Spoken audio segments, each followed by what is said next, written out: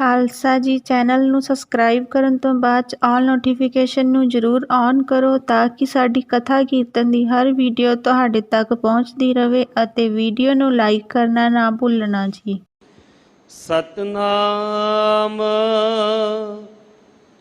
ਸ੍ਰੀ ਵਾਹਿਗੁਰੂ ਸਾਹਿਬ ਜੀ। ਤਿਲੰਗ ਘਰ ਦੂਜਾ ਮਹੱਲਾ ਪੰਜਵਾ। ਤੁਧ ਬਿਨ ਦੂਜਾ ਨਾਹੀ ਕੋਏ, ਤੂੰ ਕਰਤਾਰ ਕਰਹਿ ਸੋ ਹੋਏ।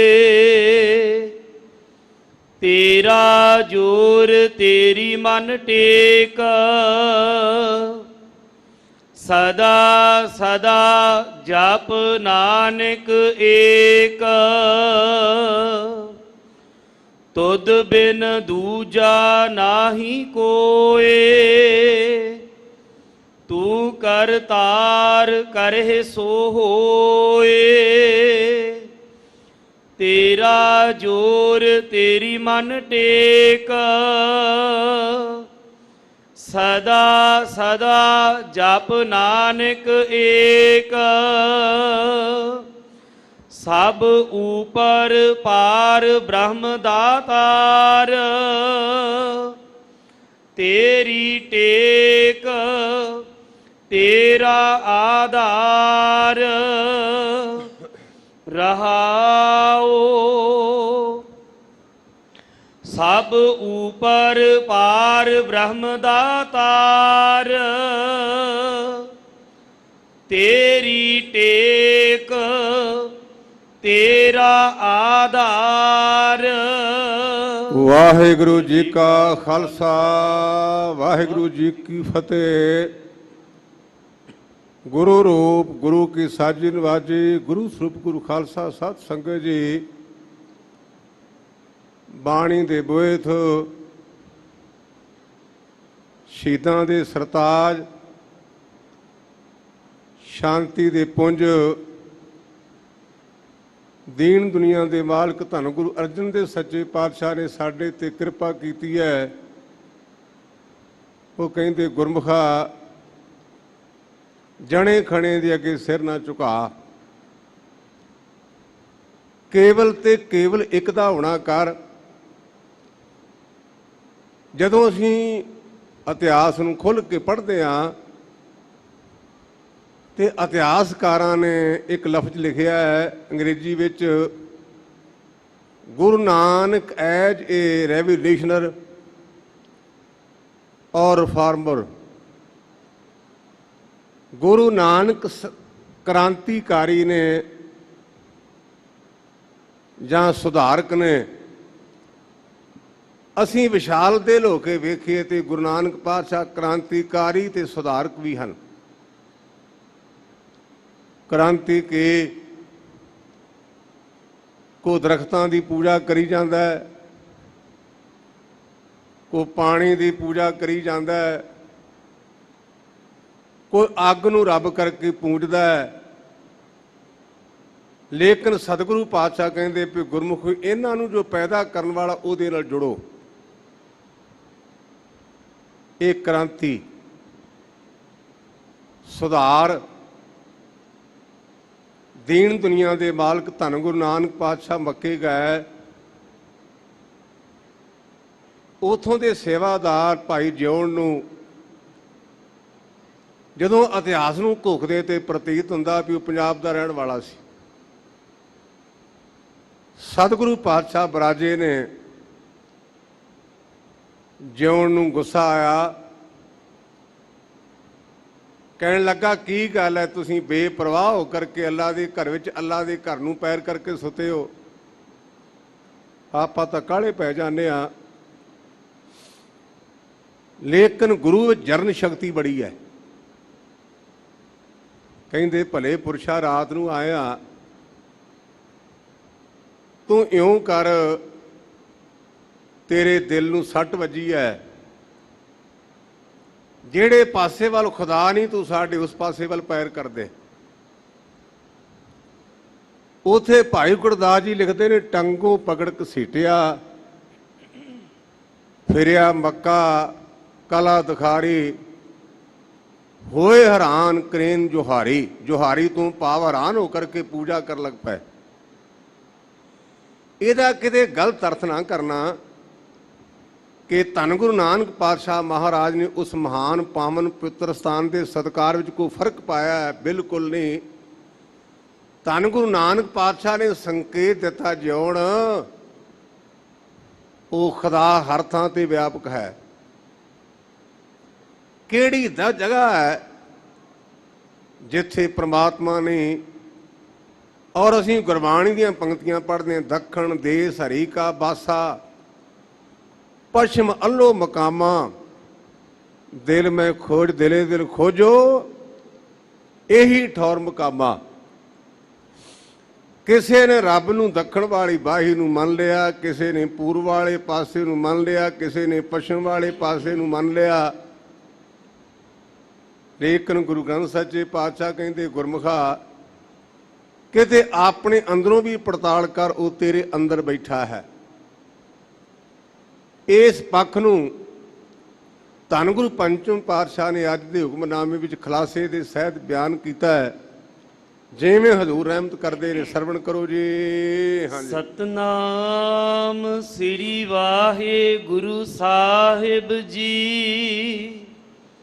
ਤਿਲੰਗ ਘਰ ਦੂਜਾ ਮਹੱਲਾ ਪੰਜਵਾ। ਤਲਾਂਗ ਰਾਗ ਵਿੱਚ ਪੰਚਮ ਪਾਤਸ਼ਾਹ ਦੂਜੇ ਕਰ ਸੁਰਤਾਲ ਵਿੱਚ ਇਹ ਸ਼ਬਦ ਉਚਾਰਦੇ ਹਨ। ਮਹੱਲਾ ਪੰਜਵਾ।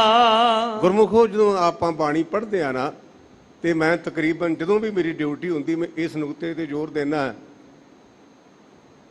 ਬਾਣੀ ਨੂੰ ਚਿੱਥਿਆ ਕਰੋ, ਵਿਚਾਰਿਆ ਕਰੋ। ਆਪਾਂ ਅੱਖਰਾਂ ਦੀ ਗਿਣਤੀ ਨਾ ਕਰਿਆ ਕਰੀਏ। ਤੁਸੀਂ ਮੇਰੀ ਨਿੱਕੀ ਜਿਹੀ ਬੇਨਤੀ ਵੱਲ ਧਿਆਨ ਧਰਨਾ। ਜਿੰਨੇ ਗੁਰਦੁਆਰੇ ਸਾਹਿਬ ਨੇ, ਆਪਾਂ ਉੱਥੇ ਸਤਨਾਮ ਵਾਹਿਗੁਰੂ ਲਿਖਿਆ ਹੈ, ਮਾੜੀ ਗੱਲ ਨਹੀਂ, ਗੁਰਮਤਿ ਹੈ।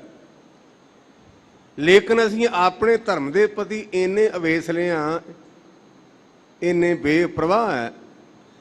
ਸਤਨਾਮ ਤਾਂ ਲਿਖਿਆ ਮਿਲੇਗਾ, ਪਰ ਸੱਸਾ ਤੱਤੇ ਨੂੰ ਸਿਹਾਰੀ, ਨੰਨੇ ਨੂੰ ਕੰਨਾ ਤੇ ਮਮਾ ਔਂਕੜ ਹੁੰਦਾ ਹੀ ਨਹੀਂ। ਮੈਂ ਜਦੋਂ ਵੀ ਕਿਤੇ ਕਥਾ ਕਰਨ ਜਾਣਾ ਤੇ ਸਭ ਤੋਂ ਪਹਿਲਾਂ ਮੈਂ ਵੇਖਦਾ ਤੇ ਉਹਨਾਂ ਪ੍ਰਬੰਧਕਾਂ ਨੂੰ ਬੇਨਤੀ ਕਰਦਾ ਵੀ ਤੁਸੀਂ ਕਹਿੰਦੇ ਪ੍ਰਚਾਰ ਨਹੀਂ ਹੁੰਦਾ। ਚਲੋ ਇਹ ਤਾਂ ਸਾਡੀ ਕਮਜ਼ੋਰੀ ਵੀ ਅਸੀਂ ਪ੍ਰਚਾਰ ਨਹੀਂ ਕਰਦੇ, ਪਰ ਸਤਨਾਮ ਤਾਂ ਤੁਹਾਨੂੰ ਵੀ ਪਤਾ ਨਾ। ਗੁਰੂ ਗ੍ਰੰਥ ਸੱਚੇ ਪਾਤਸ਼ਾਹ ਦੀ ਸਾਰੀ ਬਾਣੀ 'ਚ ਸੱਸਾ ਤੱਤੇ ਨੂੰ ਸਿਹਾਰੀ ਤੇ ਨੰਨੇ ਨੂੰ ਕੰਨਾ ਤੇ ਮਮਾ ਨਹੀਂ। ਧਿਆਨ ਦਿਆ ਜੇ, ਸਾਦੀ ਜੀ ਗੱਲ ਹੈ।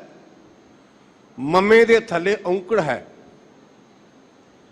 ਅਗਰ ਮੰਮੇ ਦੇ ਥੱਲੇ ਔਂਕੜ ਨਹੀਂ ਲੱਗਦਾ ਤੇ ਇਹਦਾ ਅਰਥ ਨਹੀਂ ਜੇ ਬਣਨਾ। ਸੱਤ ਮੰਮੇ ਦੇ ਥੱਲੇ ਔਂਕੜ ਦਾ ਭਾਵ ਹੈ ਇੱਕ ਵਾਹਿਗੁਰੂ ਹੀ ਸੱਤ ਹੈ, ਬਾਕੀ ਸਾਰਾ ਕੁਝ ਝੂਠ ਹੈ। ਤੇ ਜੇ ਔਂਕੜ ਨਾ ਲੱਗਾ ਤੇ ਗੱਲ ਨਹੀਂ ਜੀ ਬਣਨੀ, ਅਰਥ ਨਹੀਂ ਜੋੜੇ। ਇਹ ਮੇਰੇ ਅੰਦਰ ਖਿਆਲ ਤਾਂ ਆਇਆ ਕਿ ਇੱਥੇ ਘਰ ਦੇ ਥੱਲੇ ਔਂਕੜ ਹੈ। ਅਸੀਂ ਕਈ ਵਾਰ ਅਲਗਰਜ ਹੋ ਕੇ ਜਾਂ ਬੇਪਰਵਾਹ ਕਰਕੇ ਲੰਘ ਜਾਂਦੇ ਹਾਂ। ਇਹ ਕੁਦਰਤੀ ਤੌਰ ਤੇ ਅੱਜ ਪਹਿਲੇ ਦਿਨ ਮੇਰੇ ਦਿਮਾਗ ਵਿੱਚ ਇਹ ਗੱਲ ਆਈ,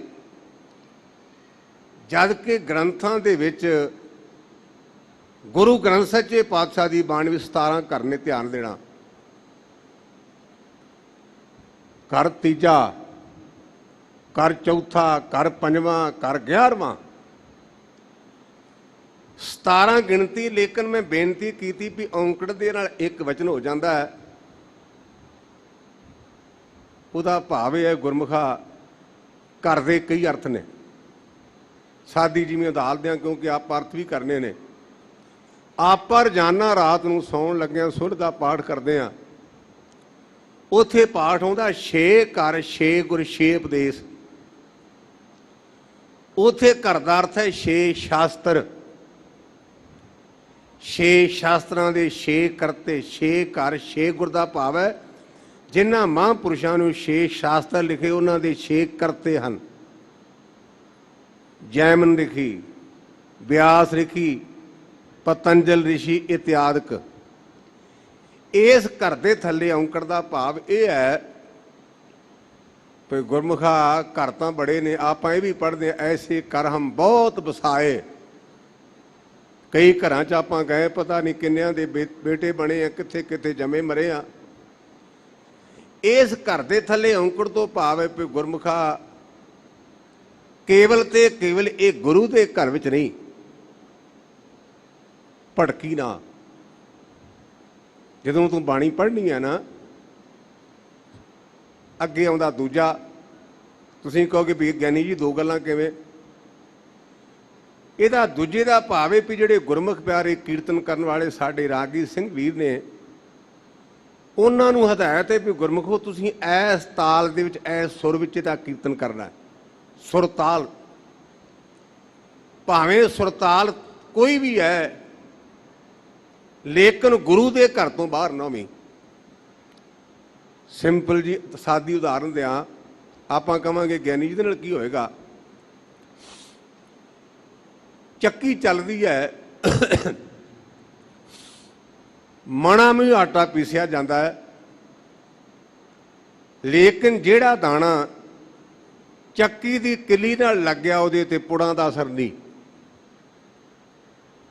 भावें 4 घंटे चक्की चली, भावें 5 घंटे चली, जेड़े दाने चक्की तो पासे हो गए, जेड़े दाने उस किली तो पासे हो गए, पीसे गए।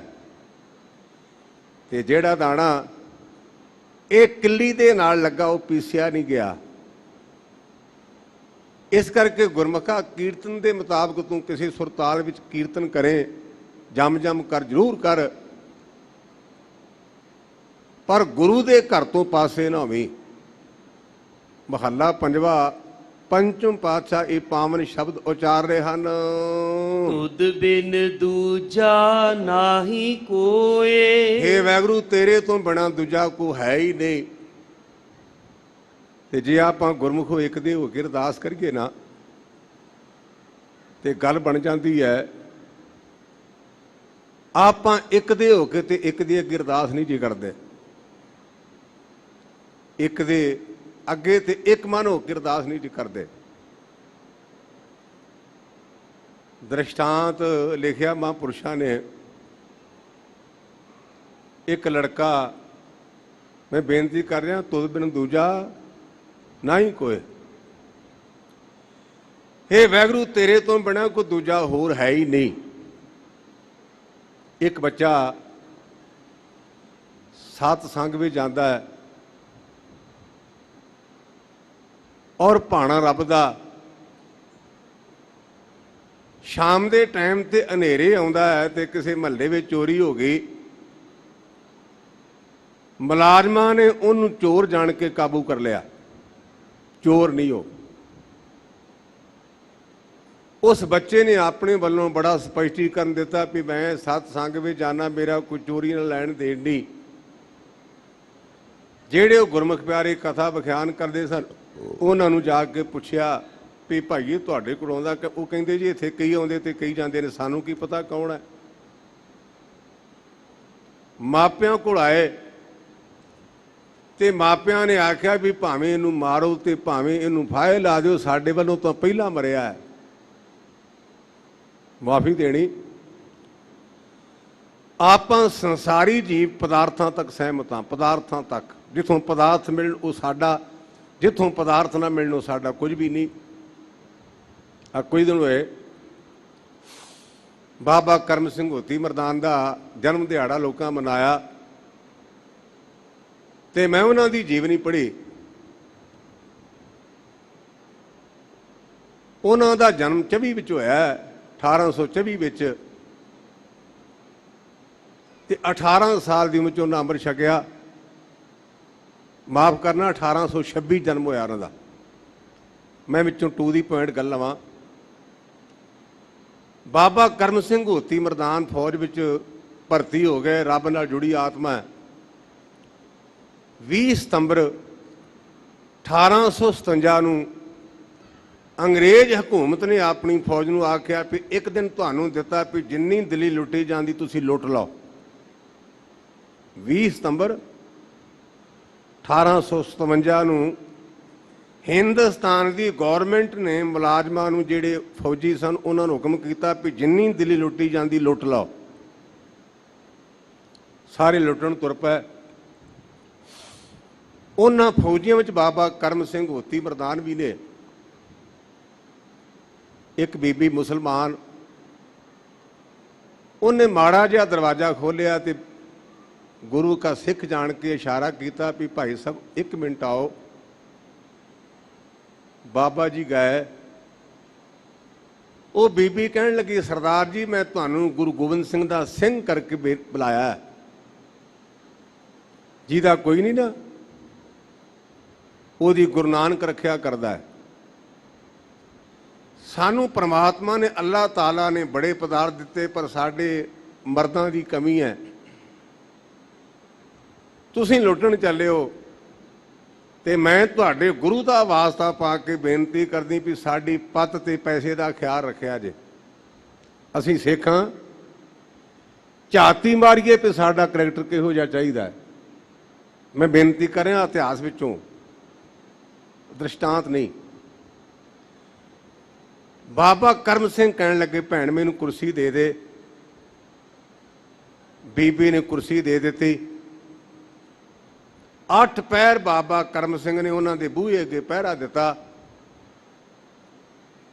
जदों सरकार वालों आग्या होए भी मित्रों तुहाडे 8 पैर हो गए तो टकाने छाउणियां नूं आ जाओ।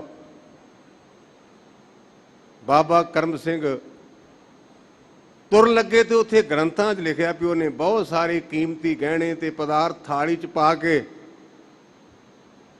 बाबा करम सिंह दे अगे रखे भी भाई साहब तुसीं साडी पत बचाई है, पैसा तो कोई चीज़ नहीं ते मैं तुहानूं ये भेटा देनी चाहुंदी हां। कहण लगे बीबी तू मेरी भैन है, तैनूं खुदा ने दिते मैं खुदा कोल मंगांगा। लोकी भैणां नूं देंदे, लोकी भैणां तो लैंदे नहीं हुंदे। मैं तैनूं भैण कहा तू मैनूं भरा कहा ना। लोकी भैणां नूं देंदे ने, भैणां तो लैंदे नहीं। जिहड़ा खुदा तेरा पिता वो मेरा पिता, मैं उहदे कोल मंगांगा। बीबी ने बूहा ढोलिया। भाई करम सिंह होती मरदान दे नगर दे 2 होर फौजी सन। उन्होंने चंगा माल मत्ता लुटिया। घर गए, परिवार के मैंबर बड़े खुश। बाबा करम सिंह की मां भी डिगदी भी मेरा पुत कुछ लैके आएगा। जदों खाली हथी गए ना ते माता कहन लगी करम सिंह तेरे होए ते ना होए च कोई फर्क नहीं, तू इउं जापदा तू मेरे घर होया ही नहीं। मां ने भी अखां बदलियां ते बाबा करम सिंह होती मरदान अपने घर तो बाहर हो गए। इस इतिहास के दृष्टांत का मतलब यह है आपां संसार के जीव केवल ते केवल पदार्थां तक सीमित हाँ। जिथों कुछ मिलता वो साडा मित्र भैन वो भरा, ते जिथों नहीं ना मिलता उथों आप पिछे हट जाने। वो कहने लगे जी साडे भादा तो मरिया, सानू तो इसकी लोड़ ही नहीं। शक पक्का हो गया। उदों रजवाड़ियां का राज हुंदा सी। उहदा जुर्म बना करके कहन लगे कि मेरी तो भावना यह है मेरे घर औलाद नहीं, मैं देवी नूं इहदी बलि दियां ताकि मेरे घर पुत्र भी आ जाए तो ये चोर भी मारिया जाए। मैं बेनती की कि ये मैं दृष्टांत सानू पढ़ाया गया समझाउण लई कि गुरमुखा एक दा हो। उस नीयत दिन ते राजे ने मुलाजमां नूं आख्या भी भाई इनू दरिया ते नवा लियाओ।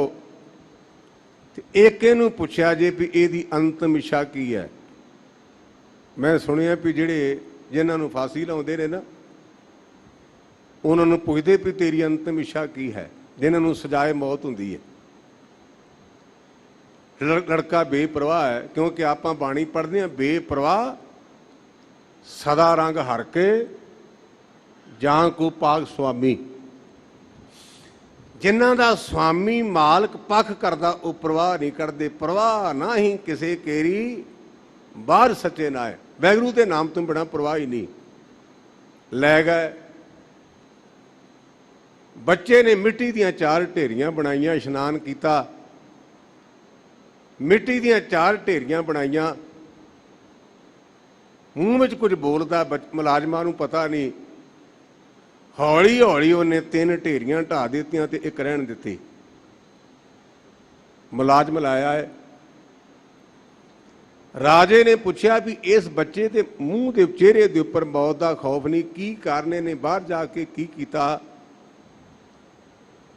ਮੁਲਾਜ਼ਮ ਕਹਿਣ ਲੱਗੇ ਜੀ ਇਹਨੇ ਇਸ਼ਨਾਨ ਪਾਨ ਕਰਨ ਤੋਂ ਬਾਅਦ ਮਿੱਟੀ ਦੀਆਂ 4 ਢੇਰੀਆਂ ਬਣਾਈਆਂ ਸਨ, 3 ਢਾਹ ਕੇ ਤੇ ਕਹਿਣ ਲੱਗਾ ਚਲੋ ਭਾਈ ਚਲੋ, ਮੈਨੂੰ ਲੈ ਚਲੋ। ਬਸ ਇੰਨੀ ਗੱਲ ਹੋਈ ਹੈ। ਰਾਜੇ ਨੇ ਪੁੱਛਿਆ ਵੀ ਬੇਟਾ ਕਾਰਨ? ਕਹਿਣ ਲੱਗਾ ਜੀ ਪਹਿਲੀ ਢੇਰੀ ਹੈ ਮਾਂ ਪਿਓ ਦੀ। ਧੀ ਪੁੱਤ ਕਿੱਡਾ ਵੀ ਮਾੜਾ ਹੋਵੇ ਮਾਪੇ ਮੋਹ ਕਰਦੇ ਨੇ, ਉਹਦੀ ਪਾਲਣਾ ਕਰਦੇ ਆਪਾਂ ਸਾਰੇ ਵੇਖਦੇ ਹਾਂ।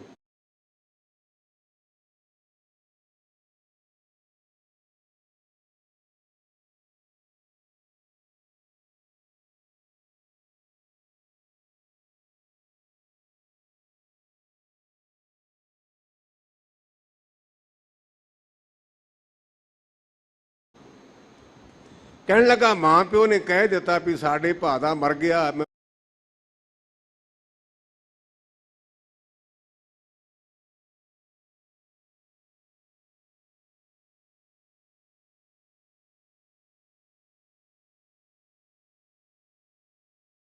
ਉਹਨਾਂ ਦੀ ਢੇਰੀ ਢਾਹ ਦਿੱਤੀ। ਤੇ ਦੂਸਰੀ ਢੇਰੀ ਹੁੰਦੀ ਸਰਕਾਰ ਦੀ। ਜਦੋਂ ਸਾਨੂੰ ਧੱਕਾ ਹੋਵੇ ਤੇ ਆਪਾਂ ਸਰਕਾਰ ਕੋਲ ਅਪੀਲ ਕਰਦੇ ਹਾਂ, ਬੇਨਤੀ ਕਰਦੇ ਵੀ ਸਾਨੂੰ ਹੱਕ ਦਿਵਾਓ। ਦੂਜੀ ਮੈਂ ਤੇਰੀ ਢੇਰੀ ਬਣਾਈ ਸੀ ਉਹ ਵੀ ਢਾਹ ਦਿੱਤੀ ਵੀ ਤੂੰ ਤਾਂ ਮੇਰੇ ਮਾਰ ਨੂੰ ਤਿਆਰ ਹੋਇਆ। ਜਦੋਂ ਸਰਕਾਰੇ ਦਰਬਾਰੇ ਵੀ ਨਾ ਚੱਲੇ ਤੇ ਲੋਕੀ ਦੇਵੀ ਦੇਵਤਿਆਂ ਦਾ ਓਟ ਆਸਰਾ ਲੈਂਦੇ ਹਨ। ਤੇ ਮੈਨੂੰ ਪਤਾ ਲੱਗਾ ਹੈ ਅੱਜ ਤੂੰ ਦੇਵੀ ਦੇ ਮੰਦਿਰ ਵਿੱਚ ਮੇਰੀ ਬਲੀ ਦੇਣੀ ਹੈ। ਮੈਂ ਦੇਵਤਿਆਂ ਦੀ ਢੇਰੀ ਵੀ ਢਾਹ ਦਿੱਤੀ, ਲੇਕ ਨੇਕ ਨਹੀਂ ਢਾਏ। ਉਹ ਮੈਨੂੰ ਅੰਤਮ ਸਵਾਸ ਤੱਕ ਇੱਕ ਪਰਮਾਤਮਾ ਤੇ ਵਿਸ਼ਵਾਸ ਹੈ ਵੀ ਉਹ ਮੇਰੀ ਬਾਂਹ ਫੜੇਗਾ। ਸਾਡੀ ਕੌਮ ਦੇ ਮਹਾਨ ਮਹਾਂਪੁਰਸ਼ ਪ੍ਰਚਾਰਕ ਬਾਬਾ ਸੰਤ ਸਿੰਘ ਅਤਰ ਸਿੰਘ ਵਸਤੂ ਬਾਣੇ ਵਾਲੇ ਹੋਏ ਨੇ। ਉਹ ਇਹ ਧਾਰਨਾ ਲਾਉਂਦੇ ਹੁੰਦੇ ਸਨ, ਹੋਰ ਸਭੇ ਢਾਈਆਂ ਢੇਰੀਆਂ ਇੱਕ ਤੱਕਿਆ ਆਸਰਾ ਤੇਰਾ। ਇਹ ਦ੍ਰਿਸ਼ਟਾਂਤ ਮੇਰੇ ਅੰਦਰ ਤਾਂ ਆਇਆ, ਉਹਨਾਂ ਕੋਲ ਪੜ੍ਹਿਆ ਮੈਂ। ਹੋਰ ਸਭੇ ਢਾਈਆਂ ਢੇਰੀਆਂ ਇੱਕ ਤੱਕਿਆ ਆਸਰਾ ਤੇਰਾ। ਮਾਂ ਪਿਓ ਵੀ ਉਹਨਾਂ ਚਿਰ ਜਿੰਨਾ ਚਿਰ ਬੰਦਾ ਜਿੰਦਾ।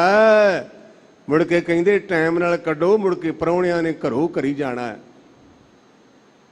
ਜਿਹੜੇ ਘਰ ਵਿੱਚ ਅਸੀਂ 80 ਸਾਲ ਬਤੀਤ ਕੀਤੇ ਆ ਨਾ, ਉਸ ਪਰਿਵਾਰ ਨੇ ਉਸ ਘਰ ਵਿੱਚ ਸਾਨੂੰ 1 ਰਾਤ ਰਹਿਣ ਦੀ ਆਗਿਆ ਨਹੀਂ ਦੇਣੀ। 1 ਰਾਤ। ਤੇ ਜਿਹੜੀ ਧਰਮ ਪਤਨੀ ਗੁਰੂ ਗ੍ਰੰਥ ਸੱਚੇ ਪਾਤਸ਼ਾਹ ਦੀ ਹਜ਼ੂਰੀ ਵਿੱਚ ਸਾਡਾ ਪੱਲਾ ਪਕੜ ਕੇ ਤੇ ਰਾਗੀ ਸਿੰਘਾਂ ਦੇ ਨਾਲ ਪੰਕਤੀ ਪੜ੍ਹਦੀ ਸੀ, ਸਭੇ ਸਾਗ ਕੁੜਾਵੇ ਡਿੱਠੇ ਤੋਂ ਪੱਲੇ ਤੈੜੇ ਲਾਗੇ। ਉਹ ਬੀਬੀ ਵੀ ਪਤੀ ਮਰ ਗਿਆ ਤੇ ਮਰਨ ਤੋਂ ਬਾਅਦ ਕਿਉਂਕਿ 40-45 ਸਾਲ ਇਕੱਠੇ ਰਹੇ ਨੇ, ਸੁਪਨਾ ਆਇਆ ਤੇ ਆਪਣੇ ਬੇਟੇ ਨੂੰ ਕਹਿਣ ਲੱਗੀ ਪੁੱਤਰ ਮੇਰੀ ਬੇਨਤੀ ਵੀ ਆਪਾਂ 1 ਅਖੰਡ ਪਾਠ ਹੋਰ ਕਰਾਈਏ। ਤੇਰੇ ਪਿਓ ਦੀ ਗਤੀ ਨਹੀਂ ਹੋਈ, ਰਾਤ ਮੈਨੂੰ ਬੁਖਾਰੀ ਦੇ ਗਿਆ। ਹੱਸਣਾ ਨਹੀਂ, ਗੱਲ ਨੂੰ ਚਿੱਥਣਾ। ਜਿਹਦੇ ਨਾਲ 45 ਸਾਲ ਬਸਰ ਕੀਤੀ ਅਸੀਂ ਇਹਨੂੰ ਸੁਪਨੇ ਵਿੱਚ ਵੇਖਣ ਨੂੰ ਤਿਆਰ ਨਹੀਂ, ਉਹਦੇ ਨਾਲ ਜਾਣ ਨੂੰ ਤਿਆਰ ਨਹੀਂ। ਨਾਲ ਕੀ ਜਾਂਦਾ ਹੈ, ਨਾਨਕ ਅੱਗੇ 100 ਮਿੰਟ ਮਿਲੇ ਜੇ ਖੱਟੇ ਕਾਲੇ ਦੇ, ਜਿਹਨੂੰ ਦਸਮ ਪਾਤਸ਼ਾਹ ਕਹਿੰਦੇ ਬਿਨ ਕਰਤਾਰ ਨਾ ਕਿਰਤਮ ਮਾਨੋ, ਇੱਕ ਬਿਨ ਦੂਸਰ ਸੋ ਨਾ ਚਨਾਰ। ਹੇ ਵਾਹਿਗੁਰੂ ਤੇਰੇ ਬਰਾਬਰ ਤੇਰਾ ਸਰੀਰ ਕੋ ਨਹੀਂ, ਜਿਸ ਨੂੰ ਲਵੇ ਲਾਏ ਸੁਣਾਇਆ तेरे तो बिना दूजा तेरे बराबर को है ही नहीं। तू करतार करहि सो होए। बाकी मैं केवल ते केवल एक तेरे अगे बेनती करदा हाँ। ये मैं तकरीबन गाए बगाए बोलदा रहना है। ਆਪਾਂ ਜਦੋਂ ਵੀ ਆਪਣੇ ਭੈਣ ਭਰਾ ਦੋਸਤ ਮਿੱਤਰਾਂ ਨੂੰ ਮਿਲਦੇ ਤੇ ਆਪਾਂ ਕਹਿੰਦੇ ਭਾਈ ਸਾਹਿਬ ਤੁਹਾਡਾ ਕੀ ਹਾਲ ਹੈ, ਤੁਸੀਂ ਕਦੋਂ ਆਇਓ ਭੈਣ ਜੀ, ਭਾਈ ਸਾਹਿਬ ਤੁਸੀਂ ਕਦੋਂ ਆਇਓ। ਜਿਹੜਾ ਕਹਿੰਦਾ ਤੂੰ ਕਦੋਂ ਆਇਆ ਤੇ ਆਪਾਂ ਥੋੜਾ ਜਿਹਾ ਪਰਾਂ ਹੋ ਕੇ ਨੇ ਵੀ ਇਹਨੂੰ ਬੋਲਣ ਦੀ ਅਕਲ ਨਹੀਂ, ਤੂੰ ਕਰਕੇ ਬੋਲਦਾ ਹੈ। ਲੇਕਿਨ ਗੁਰੂ ਗ੍ਰੰਥ ਸੱਚੇ ਪਾਤਸ਼ਾਹ ਦੀ ਬਾਣੀ ਦੇ ਵਿੱਚ ਜਦੋਂ ਪ੍ਰਮਾਤਮਾ ਨੂੰ ਮੁਖਾਤਬ ਕੀਤਾ ਉੱਥੇ ਤੂੰ ਆਇਆ ਤੁਸੀਂ ਨਹੀਂ ਆਇਆ। ਤੂੰ ਆ ਹੁਣੇ ਅਰਦਾਸ ਹੋਣੀ ਹੈ, ਤੂੰ ਠਾਕਰ ਤੁਮ ਪੈ ਅਰਦਾਸ, ਤੂੰ ਮੇਰਾ ਪਿਤਾ ਤੂੰ ਹੈ ਮੇਰਾ ਮਾਤਾ। ਇੱਕੇ ਸ਼ਬਦ ਵਿੱਚ ਕਿੰਨੀ ਵਾਰ ਤੂੰ ਆਇਆ। ਤੂੰ ਮੇਰਾ ਪਿਤਾ ਤੂੰ ਹੈ ਮੇਰਾ ਮਾਤਾ, ਤੂੰ ਮੇਰਾ ਬੰਧਪ ਤੂੰ ਮੇਰਾ ਭਰਾਤਾ, ਤੂੰ ਮੇਰਾ ਰਾਖਾ ਸਭਨੀ ਥਾਈ ਤਾਂ ਭੁ ਕਿਹਾ ਕਾੜਾ ਜਿਓ। ਇਹਦਾ ਭਾਵ ਹੈ ਇੱਕ ਵਚਨ, ਕੇਵਲ ਤੇ ਕੇਵਲ ਇੱਕ। ਤੂੰ ਕਰਤਾਰ ਕਰੇ ਸੋਏ। ਕਰਤਾਰ ਦਾ ਭਾਵ ਹੈ ਵੀ ਸਾਡੀ ਰੋਜੀ ਦੀ ਤਾਰ ਤੇਰੇ ਹੱਥਾਂ 'ਚ ਹੈ। ਕਰ ਕਹਿੰਦੇ ਨੇ ਹੱਥ ਨੂੰ। ਸਾਡੇ ਸਵਾਸਾਂ ਦੀ ਤਾਰ ਤੇਰੇ ਹੱਥਾਂ 'ਚ ਜਦੋਂ ਮਰਜ਼ੀ ਖਿੱਚ ਲਈ। ਇਸ ਕਰਕੇ ਸ੍ਰਿਸ਼ਟੀ ਨੂੰ ਪੈਦਾ ਕਰਨ ਵਾਲੇ ਇੱਕ ਵਾਹਿਗੁਰੂ ਜੋ ਤੂੰ ਕਰਦਾ ਹੈ ਉਹ ਹੀ ਹੁੰਦਾ ਹੈ। ਤੇਰਾ ਜੋਰ ਤੇਰੀ ਮਨ ਟੇਕ। ਜਿਹੜਾ ਸਾਡੇ ਸਰੀਰ 'ਚ ਬਲ ਇਹ ਵੀ ਤੇਰਾ ਦਿੱਤਾ ਜ਼ੋਰ ਦਾ ਅਰਥ ਹੈ ਬਲ। ਔਰ ਅਸੀਂ ਮਨ ਕਰਕੇ ਕੇਵਲ ਤੇ ਕੇਵਲ ਤੇਰਾ ਓਟ ਆਸਰਾ ਤੱਕਣਾ ਕੀਤਾ ਹੈ। ਸਦਾ ਸਦਾ ਜਪ ਨਾਨਕ ਏਕ। ਪਾਪੇ ਨੂੰ ਸਿਹਾਰੀ ਲੱਗਣ ਕਰਕੇ ਬਣ ਗਿਆ ਕਿਰਿਆ, ਅੰਗਰੇਜ਼ੀ 'ਚ ਵਰਬ। ਮੇਰੇ ਪਾਤਸ਼ਾਹ ਕਹਿੰਦੇ ਗੁਰਮੁਖਾ ਕਦੇ ਉਹ ਮੰਤਰ ਕਦੇ ਉਹ ਮੰਤਰੇ ਨਾ ਪੜ। ਜੇ ਜਪ ਕਰਨਾ ਤੇ ਕੇਵਲ ਇੱਕ ਦਾ ਕਰਨਾ ਕਰ। ਮੈਂ ਇਹ ਕਥਾ ਆਪਣੇ ਚਾਚਾ ਸੰਤ ਕਰਤਾਰ ਸਿੰਘ ਹੋਰਾਂ ਕੋਲੋਂ ਸਿੱਖੀ। ਉਹਨਾਂ ਸਾਨੂੰ ਬੜੇ ਗ੍ਰੰਥ ਪੜ੍ਹਾਏ ਵਿਧਾਨ ਦੇ। ਤੇ ਜਦੋਂ ਉਹ ਸੱਚਖੰਡ ਪਿਆਨਾ ਕਰ ਗਏ ਤੇ 3-4 ਪੋਥੀਆਂ ਰਹਿ ਗਈਆਂ। ਵਿਚਾਰ ਸਾਗਰ, ਬਿਰਤੀ, ਪ੍ਰਭਾਕਰ, ਮੋਕਸ਼ ਪੰਥ ਕਥਾ ਵਾਸਤੇ ਗ੍ਰੰਥ ਪੜ੍ਹਾਏ ਜਾਂਦੇ ਨੇ। ਇਹ ਪੜ੍ਹੇ ਨਾ। ਮੈਂ ਇੱਕ ਉਦਾਸੀ ਮਹਾਤਮਾ ਕੋਲ ਗਿਆ। ਉਹ ਵਿਦਵਾਨ ਸਨ, ਅੱਖਾਂ ਤੋਂ ਸੂਰਮੇ, ਨੇਤਰਹੀਣ। ਮੈਂ ਰੱਬ ਦੇ ਪਿਆਰੇ ਜਾਣ ਕੇ ਉਹਨਾਂ ਨੂੰ ਨਮਸਕਾਰ ਕੀਤੀ ਤੇ ਬੇਨਤੀ ਕੀਤੀ, ਬਾਬਾ ਜੀ ਮੈਂ ਤੁਹਾਡੇ ਕੋਲੋਂ ਆ ਵਿਚਾਰ ਸਾਗਰ ਗ੍ਰੰਥ ਪੜ੍ਹਨਾ, ਬਿਰਤੀ, ਪ੍ਰਭਾਕਰ ਤੇ ਮੋਕਸ਼ ਪੰਥ। ਤੇ ਮੈਨੂੰ ਕਹਿਣ ਲੱਗੇ ਸਿੰਘਾ ਤੈਨੂੰ ਕਾਲਾ ਇਲਮ ਨਾ ਪੜ੍ਹਾ ਦਿਆਂ। ਮੈਂ ਉਸੇ ਮੌਕੇ ਫਤਿਹ ਬੁਲਾ ਕੇ ਆਖਿਆ ਬਾਬਾ ਜੀ ਜਿਹਦੇ ਕੋਈ ਚਿੱਟਾ ਉਹਨੇ ਕਾਲੇ ਨੂੰ ਅੱਗ ਲਾਉਣੀ ਹੈ। ਚਿੱਟਾ ਚਾਨਣ, ਕਾਲਾ ਇਲਮ ਹਨੇਰਾ ਹੈ। ਲੋਕੀ ਬੜੇ ਕਾਲੇ ਇਲਮ ਤੇ ਵਿਸ਼ਵਾਸ ਕਰਦੇ ਨੇ। ਉਹਨੇ ਆਹ ਕੀਤਾ ਉਹਨੇ ਆਹ ਕੀਤਾ। ਮੈਂ ਦਾਅਵੇ ਨਾਲ ਗੁਰੂ ਕੀ ਸਟੋਰੀ ਤੋਂ ਬੋਲਿਆ, ਗੁਰਮੁਖੋ ਜਿਨ੍ਹਾਂ ਕੋਈ ਚਿੱਟਾ ਇਲਮ ਹੈ, ਜਿਨ੍ਹਾਂ ਦੇ ਅੰਦਰ ਗੁਰਬਾਣੀ ਦਾ ਚਾਨਣ ਹੈ, ਉਹਨਾਂ ਤੇ ਕਾਲੇ ਇਲਮ ਦਾ ਪ੍ਰਭਾਵ ਨਹੀਂ ਜੀ ਪੈ ਸਕਦਾ। ਤੇ ਜੇ ਕਿਸੇ ਦਾ ਹੈ ਨਾ ਕੋਈ ਕਾਲੇ ਇਲਮ ਵਾਲਾ ਬਾਹਰ, ਤੇ ਉਹਨੂੰ ਕਹਿ ਦੇ ਵੀ ਪਾ ਲੈ ਪੰਗਾ, ਵੇਖ ਲੈ ਟੱਕਰ ਲਾ ਕੇ ਕਿਤੇ। ਗੁਰੂ ਕੀ ਬਾਣੀ ਦੇ ਮੁਤਾਬਕ ਚਿੱਟੇ ਇਲਮ ਦੇ ਬਰਾਬਰ ਕਾਲੇ ਇਲਮ ਨਹੀਂ। ਮੈਂ ਬੇਨਤੀ ਕਰਦਾ ਗੁਰੂ ਕੇ ਸਿੱਖੋ, ਚਿੱਟੇ ਇਲਮ ਨੂੰ ਛੱਡ ਕੇ ਤੇ ਕਾਲੇ ਇਲਮ ਨਾਲ ਨਾ ਜੁੜੋ। ਸਦਾ ਸਦਾ ਜਪ ਨਾਨਕ ਏਕ। ਕੇਵਲ ਤੇ ਕੇਵਲ ਆਪਣੀ ਰਸਨਾ ਦੇ ਨਾਲ। ਇਹ ਨਹੀਂ ਵੀ ਸਵੇਰੇ ਲੈ ਲਿਆ ਤੇ ਸ਼ਾਮ ਨੂੰ ਛੁੱਟੀ, ਸ਼ਾਮ ਨੂੰ ਚੇਤੇ ਕਰ ਲਿਆ ਤੇ ਸਵੇਰੇ ਛੁੱਟੀ। ਨਾ ਨਾ, ਜਿੰਨਾ ਚਿਰ ਤੇਰੇ ਪ੍ਰਾਣ ਨੇ ਇੱਕ ਨਾਲ ਜੁੜਿਆ ਰਹੋ, ਜਵਾਨ ਕਰਕੇ ਜਪਦਾ ਰਹੋ। ਸਾਬੇ ਉਪਰ ਪਾਰ ਬ੍ਰਹਮ ਦਾਤਾਰ। ਪਰਮੇਸ਼ਰ ਦੇ ਗੁਰਮੁਖੋ ਦੋ ਸਰੂਪ ਲਿਖੇ ਨੇ ਸਾਡੇ ਵਡੇਰਿਆਂ ਨੇ, ਇੱਕ ਪਾਰ ਬ੍ਰਹਮ, ਇੱਕ ਪੂਰਨ ਬ੍ਰਹਮ। ਪਾਰ ਬ੍ਰਹਮ ਦਾ ਭਾਵ ਹੁੰਦਾ ਵੀ ਉਹ ਸ਼ਕਤੀ ਜਿਹਨੂੰ ਪਕੜਿਆ ਨਹੀਂ ਜਾ ਸਕਦਾ, ਅਨੁਭਵ ਕੀਤਾ ਜਾ ਸਕਦਾ। ਜਿਵੇਂ ਆਪਾਂ ਕਹਿੰਦੇ ਅਗਮ ਅਗੋਚਰ। ਅਗਮ ਦਾ ਭਾਵ ਹੁੰਦਾ ਮਨ ਦੀ ਪਕੜ ਤੋਂ ਉੱਪਰ, ਤੇ ਅਗੋਚਰ ਦਾ ਭਾਵ ਹੁੰਦਾ ਇੰਦਰੀਆਂ ਦੀ ਪਕੜ ਤੋਂ ਉੱਪਰ, ਵੀ ਜਿਹੜਾ ਇਹਨਾਂ ਅੱਖਾਂ ਨਾਲ ਵੇਖਿਆ ਨਾ ਜਾ ਸਕੇ, ਇਹਨਾਂ ਹੱਥਾਂ ਨਾਲ ਫੜਿਆ ਨਾ ਜਾ ਸਕੇ, ਉਹਨੂੰ ਕਹਿੰਦੇ ਪਾਰ ਬ੍ਰਹਮ। ਉਹ ਪਰਿਪੂਰਨ ਪ੍ਰਮਾਤਮਾ ਜੋ ਅਣਡਿੱਠ ਹੈ, ਉਹ ਸਾਰਿਆਂ ਤੋਂ ਉੱਤੇ ਹੈ, ਤੇ ਸਾਰਿਆਂ ਨੂੰ ਦਾਤਾਂ ਦੇਣ ਵਾਲਾ ਕੇਵਲ ਇੱਕ। ਤੇਰੀ ਟੇਕ ਤੇਰਾ ਆਧਾਰ। ਮਹਾਰਾਜ ਤੇਰਾ ਹੀ ਆਸਰਾ ਹੈ ਤੇ ਤੇਰੀ ਹੀ ਓਟ ਹੈ, ਭਾਵ ਇਹ ਲਫ਼ਜ਼ ਮਿਲਦੇ ਨੇ। ਤੂੰ ਮੇਰੇ ਅੰਦਰ ਦਾ ਆਸਰਾ ਵੀ ਹੈ ਤੇ ਜਿਹਨੂੰ ਆਪਾਂ ਪੰਜਾਬੀ ਆਮ ਬੋਲੀ 'ਚ ਕਹਾਂਗੇ ਠੁੰਮਣਾ, ਬੁਰਜੀ।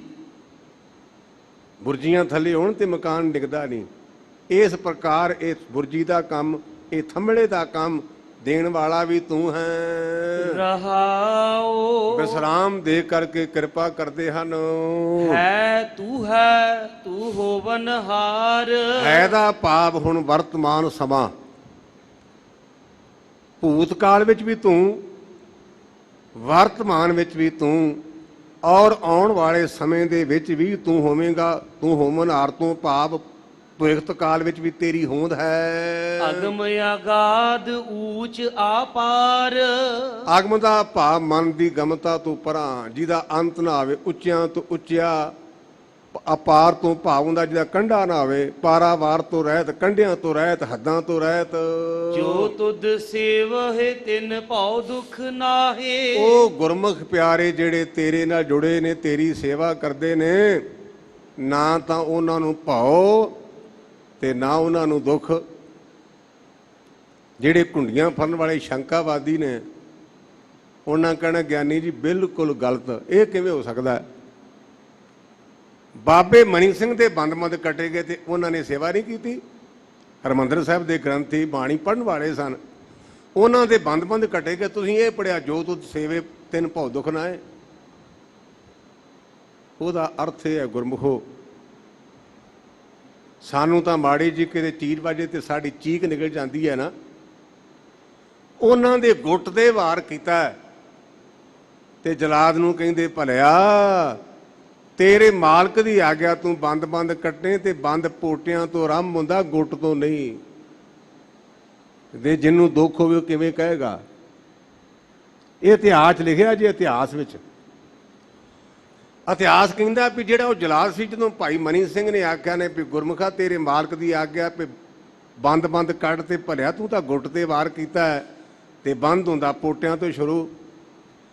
ਉਹ ਜਲਾਦ ਨੇ ਇੱਕਦਮ ਟੋਕਾ ਵਗਾ ਕੇ ਸੂਬੇ ਨੂੰ ਆਖਿਆ ਮੈਥੋਂ ਇਹੋ ਜਿਹੇ ਸੰਤਾਂ ਦਾ ਕਤਲ ਨਹੀਂ ਹੁੰਦਾ, ਜਿਹਨੂੰ ਆਪਾਂ ਕਹਿੰਦੇ ਰਿਜ਼ਾਈਨ ਦੇ ਗਿਆ, ਨੌਕਰੀ ਛੱਡ ਗਿਆ। ਉਹ ਗੁਰਮੁਖ ਪਿਆਰੇ ਦੁੱਖ ਨੂੰ ਦੁੱਖ ਕਰਕੇ ਮੰਨਦੇ ਨਹੀਂ, ਉਹ ਸਰੀਰ ਤੋਂ ਉੱਪਰ ਉੱਠ ਜਾਂਦੇ ਹਨ। ਜਿਵੇਂ ਬਾਬਾ ਮਨੀ ਸਿੰਘ, ਬਾਬਾ ਬੰਦਾ ਸਿੰਘ ਬਹਾਦਰ ਦੇ ਸਰੀਰ ਨੂੰ ਨੋਚਿਆ ਗਿਆ ਨਾ, ਤੇ ਬਾਬਾ ਬੰਦਾ ਸਿੰਘ ਬਹਾਦਰ ਦੇ ਚਿਹਰੇ ਤੇ ਤਿਉੜੀ ਨਹੀਂ ਪਈ, ਗੁੱਸਾ ਨਹੀਂ ਆਇਆ ਤੇ ਕਹਿਣ ਲੱਗੇ ਵੀ ਬਾਬਾ ਜੀ ਅਸੀਂ ਤੁਹਾਡੇ ਨਾਲ ਇੰਨਾ ਕੁਝ ਕੀਤਾ ਤੇ ਤੁਹਾਡੇ ਨਾਲ ਤਿਉੜੀ ਨਾਲ ਗੁੱਸਾ ਕਾਰਨ। ਕਹਿੰਦੇ ਕੋਈ ਸੱਪ ਦੀ ਖੁੱਡ ਨੂੰ ਕੁੱਟੀ ਜਾਏ ਤੇ ਸੱਪ ਨੂੰ ਕਾਹਦਾ ਦੁੱਖ ਹੈ। ਤੁਸੀਂ ਮਿੱਟੀ ਨੂੰ ਕੁੱਟੀ ਜਾਂਦੇ ਹੋ, ਮੈਂ ਮਿੱਟੀ ਨਹੀਂ, ਮੈਂ ਇਹ ਸਰੀਰ ਤੋਂ ਪਰਾਂ ਹਾਂ। ਪਰ ਇਹ ਕੌਣ ਜਾਏਗਾ? ਜਿਹੜਾ ਕੇਵਲ ਤੇ ਕੇਵਲ ਇੱਕ ਨਾਲ ਜੁੜੇਗਾ, ਜਿਹੜਾ ਕੇਵਲ ਤੇ ਕੇਵਲ ਇੱਕ ਦੀ ਉਪਾਸਨਾ ਕਰਦਾ ਹੈ। ਇੱਥੋਂ ਤੱਕ ਕਿਵੇਂ ਪਹੁੰਚਿਆ ਜਾ ਸਕਦਾ ਹੈ? ਗੁਰ ਪ੍ਰਸਾਦ ਨਾਨਕ ਗੁਣ ਗਾਹੇ। ਸਤਿਗੁਰੂ ਪਾਤਸ਼ਾਹ ਕਹਿੰਦੇ ਗੁਰਮੁਖਾ ਇਹ ਗੁਰੂ ਦੀ ਕਿਰਪਾ ਹੀ। ਇੱਥੇ ਉਹ ਪਹੁੰਚੇ ਨੇ ਜਿਨ੍ਹਾਂ ਨੇ ਗੁਰੂ ਦੀ ਕਿਰਪਾ, ਜਿਨ੍ਹਾਂ ਤੇ ਗੁਰੂ ਨੇ ਕਿਰਪਾ ਕੀਤੀ ਔਰ ਪ੍ਰਮਾਤਮਾ ਦੇ ਗੁਣ ਗਾਉਂਦੇ ਹਨ। ਜੋ ਦੀਸੈ ਸੋ ਤੇਰਾ ਰੂਪ। ਫਿਰ ਗੁਰਮੁਖੋ ਕਹਿੰਦੇ ਉਹਨਾਂ ਦੇ ਅੰਦਰ ਇੱਕ ਤਬਦੀਲੀ ਆ ਜਾਂਦੀ ਕਿ ਆਪਾਂ ਤਾਂ ਕਹਿੰਦੇ ਹਿੰਦੂ ਹੈ, ਸਿੱਖ ਹੈ, ਮੁਸਲਮਾਨ, ਇਹ ਗੋਲਾ, ਇਹ ਕਾਲਾ, ਇਹ ਮਾੜਾ, ਇਹ ਚੰਗਾ, ਪਰ ਉਹ ਸਾਰਿਆਂ ਵਿੱਚ ਉਹਨੂੰ ਤੱਕਦੇ ਨੇ। ਜੇ ਦਿਸਦੇ ਨੇ ਨਾ, ਉਹ ਕਹਿੰਦੇ ਵੀ ਸਾਰੇ ਵਾਹਿਗੁਰੂ ਦਾ ਰੂਪ ਹਨ। ਜਿਵੇਂ ਭਾਈ ਕਨਈਏ ਜੀ ਨੇ ਵੇਖਿਆ, ਜੋ ਦਿਸੈ ਸੋ ਤੇਰਾ ਰੂਪ।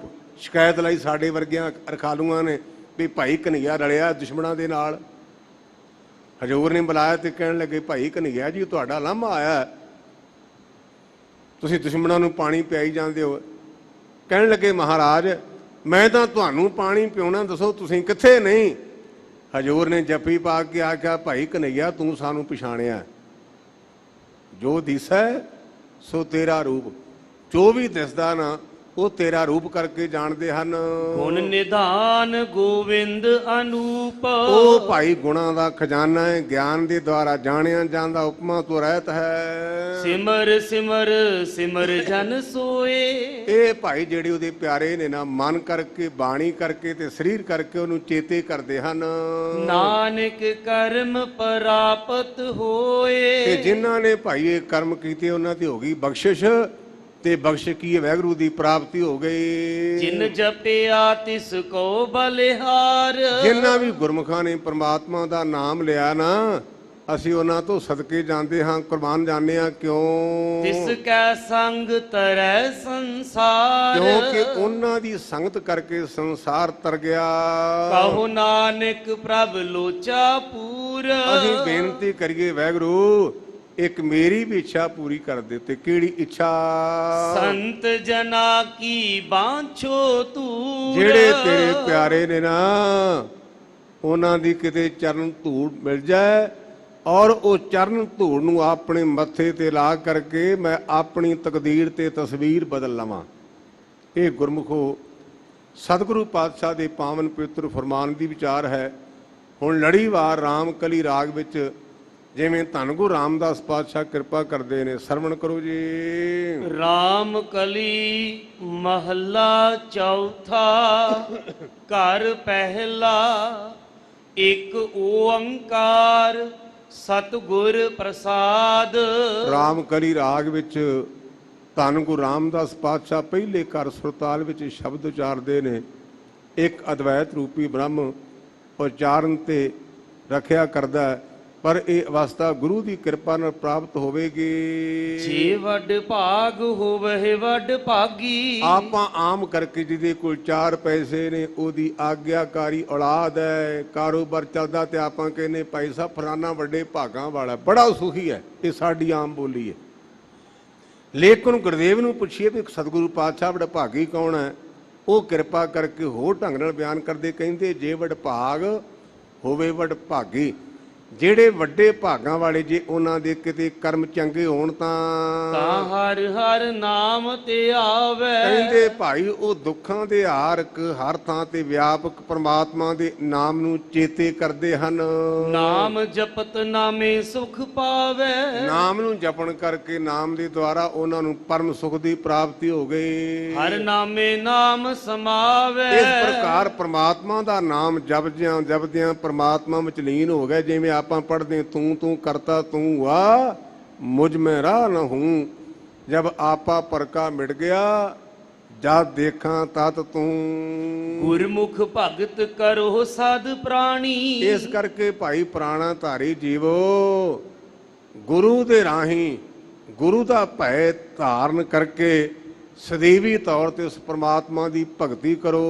ਹਿਰਦੈ ਪ੍ਰਗਾਸ ਹੋਵੇ ਲਿਵ ਲਾਗੈ। ਔਰ ਗੁਰਮੁਖੋ ਤੁਹਾਡੇ ਹਿਰਦੇ ਦੇ ਅੰਦਰ ਚਾਨਣ ਹੋ ਜਾਏਗਾ। ਤੁਹਾਡੀ ਜਿਹੜੀ ਲੇਵ ਹੈ ਨਾ, ਉਹ ਲੱਗ ਜਾਵੇਗੀ, ਬਿਰਤੀ ਜੁੜ ਜਾਵੇਗੀ। ਗੁਰਮਤਿ ਹਰਿ ਹਰਿ ਨਾਮ ਸਮਾਣੀ। ਔਰ ਗੁਰੂ ਦੀ ਮਦਦ ਦੇ ਦੁਆਰਾ ਹਰੀ ਹਰੀ ਕਰਨ ਦੇ ਨਾਲ, ਉਹਦਾ ਨਾਮ ਲੈਣ ਕਰਕੇ ਇਹ ਜੀਵ ਪ੍ਰਮਾਤਮਾ ਦਾ ਰੂਪ ਹੀ ਹੋ ਗਿਆ। ਰਹਾਉ ਵਿਸਰਾਮ ਦੇ ਕਰਕੇ ਕਿਰਪਾ ਕਰਦੇ ਹਨ।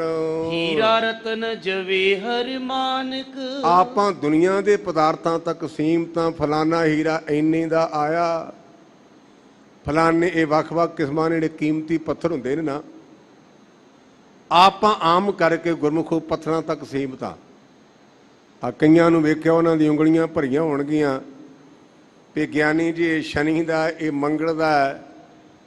ਪਰ ਗੁਰਬਾਣੀ ਕਹਿੰਦੀ ਜੋ ਪਾਨ ਕੀ ਪਾਈ ਪਾਏ, ਤਿਨ ਕੀ ਘਾਲ ਅਜਾਈ ਜਾਏ। ਇਹ ਗੁਰੂ ਗ੍ਰੰਥ ਸਾਹਿਬ ਜੀ ਪਾਤਸ਼ਾਹ ਕਹਿੰਦੇ। ਜਿਹੜੇ ਕਹਿੰਦੇ ਪੱਥਰਾਂ ਦੀ ਪੂਜਾ ਕਰਦੇ, ਉਹਨਾਂ ਦੀ ਤਾਂ ਐਵੇਂ ਚਲੀ ਗਈ। ਇੱਥੇ ਹੀਰੇ ਤੋਂ ਮੇਰਾ ਸੁਦਾ ਹੀਰਾ ਘਾਟ ਚਲੀ ਗਈ। ਹਜ਼ੂਰ ਸਾਹਿਬ ਹਿੰਦੁਸਤਾਨ ਦੇ ਬਾਦਸ਼ਾਹ ਨੇ, ਬਹਾਦਰ ਸ਼ਾਹ ਨੇ ਗੁਰੂ ਗੋਬਿੰਦ ਸਿੰਘ ਸੱਚੇ ਪਾਤਸ਼ਾਹ ਨੂੰ ਹੀਰਾ ਭੇਟ ਕੀਤਾ। ਹਜ਼ੂਰ ਸਾਹਿਬ ਗੁਰਦੁਆਰਾ ਸਾਹਿਬ ਆਪਾਂ ਸਾਰੇ ਜਾਣਦੇ ਹਾਂ। ਤੇ ਮੇਰੇ ਪਾਤਸ਼ਾਹ ਨੇ ਹੀਰਾ ਚੁੱਕ ਕੇ ਤੇ ਗੋਦਾਵਰੀ ਵੀ ਸੁੱਟ ਦਿੱਤਾ। ਬਹਾਦਰ ਸ਼ਾਹ ਦੇ ਮਨ ਵਿੱਚ ਵਿਚਾਰ ਆਇਆ ਵੀ ਗੁਰੂ ਗੋਬਿੰਦ ਸਿੰਘ ਖਾਨਦਾਨੀ ਫਕੀਰ ਹੈ ਨਾ, ਇਹਦਾ ਪਿਓ ਵੀ ਫਕੀਰ, ਇਹਦਾ ਦਾਦਾ ਵੀ ਫਕੀਰ, ਇਹਦਾ ਪੜਦਾਦਾ ਵੀ ਫਕੀਰ, ਇਹਨਾਂ ਨੂੰ ਕੀ ਪਤਾ ਵੀ ਹੀਰੇ ਕੀ ਹੁੰਦੇ ਨੇ।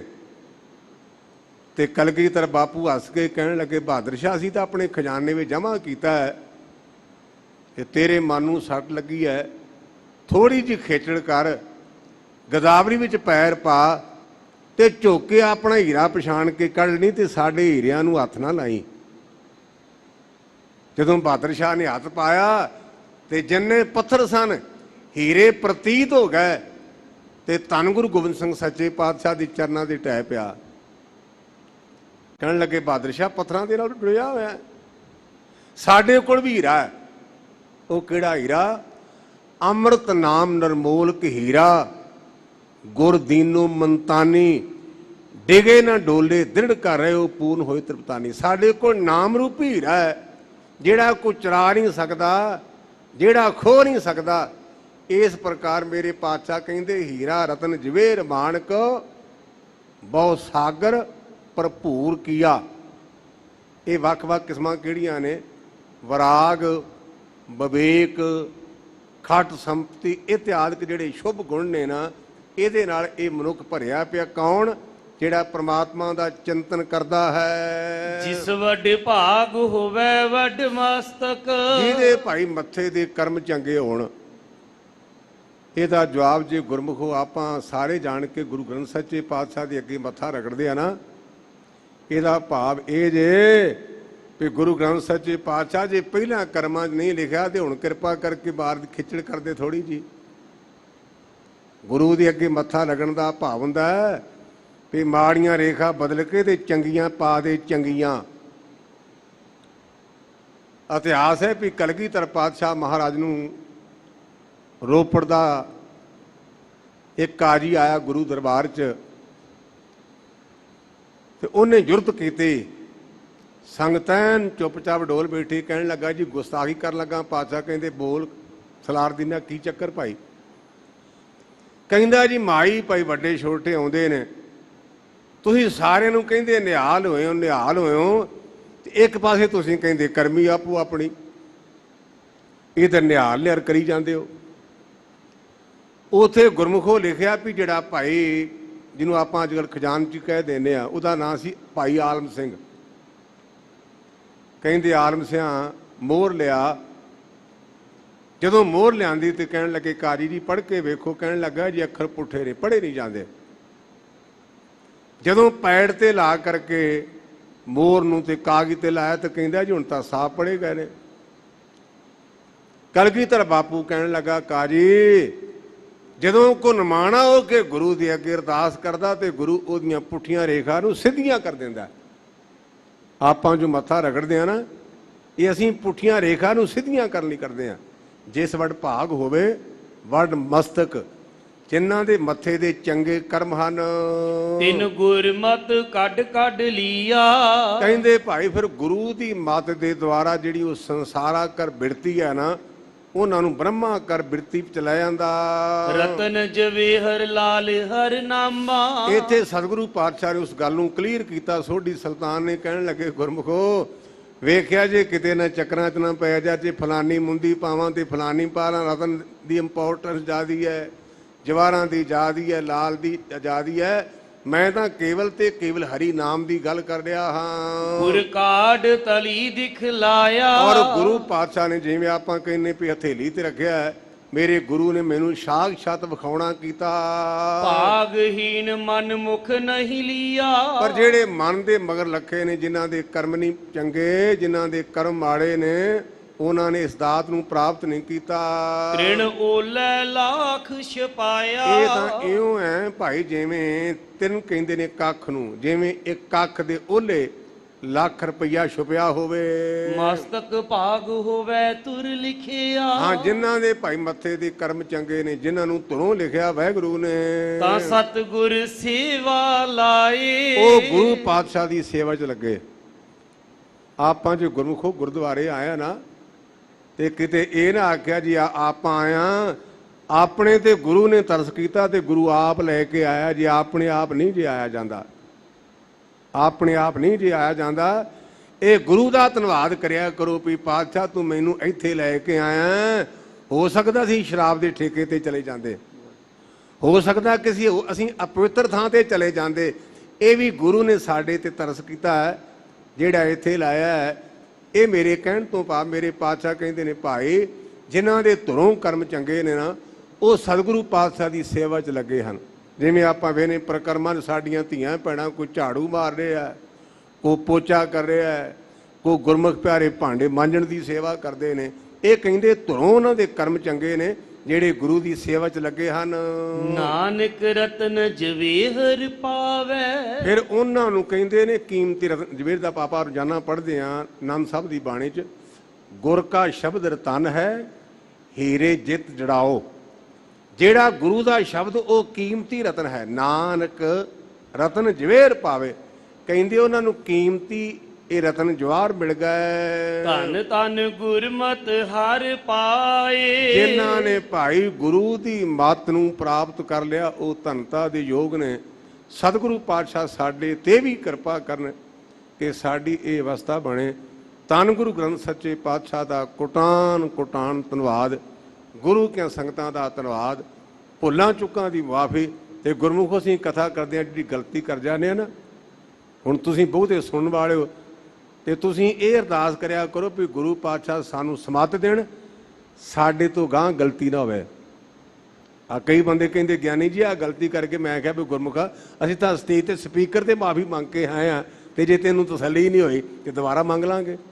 ਇਸ ਕਰਕੇ ਮੇਰੀ ਬੇਨਤੀ ਵੀ ਜਿੰਨੇ ਵੀ ਗੁਰਮੁਖ ਪਿਆਰੇ ਇੱਥੇ ਕਥਾ ਕਰਦੇ ਨੇ ਉਹ ਮਨੁੱਖ ਨੇ, ਗਲਤੀਆਂ ਸੁਭਾਵਿਕ ਨੇ।